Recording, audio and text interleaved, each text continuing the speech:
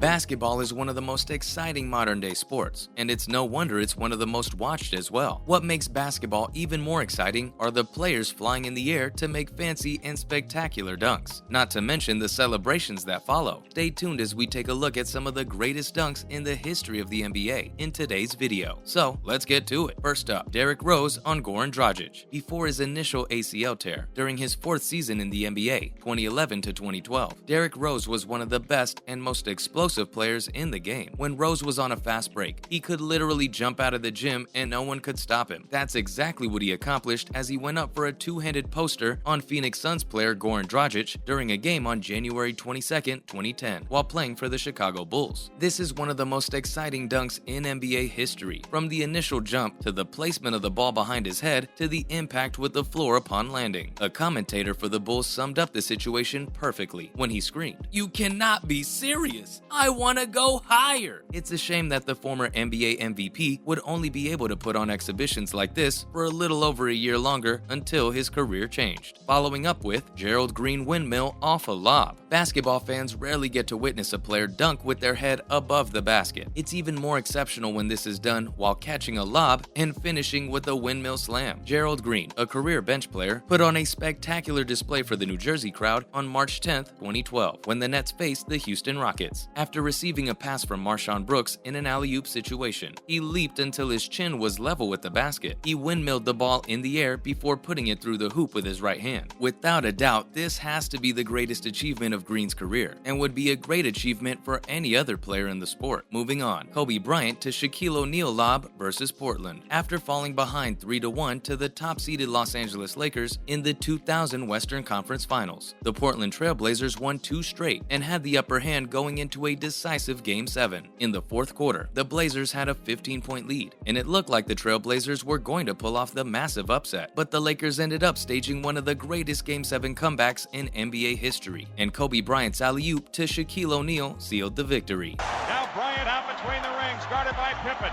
Kobe on the move, lobs for O'Neal for the dunk! Next is LeBron on Jason Terry. At TD Garden on March 18, 2013, the Heat and Celtics, fierce rivals at the time, met for a nationally televised game. Terry turned the ball over at half court in the middle of the second quarter, giving Miami a 3-on-1 advantage. He then retreated, hoping to avoid an easy bucket, but James came crashing down the lane, and the rest is history. Chalmers, Paul, James! Whoa!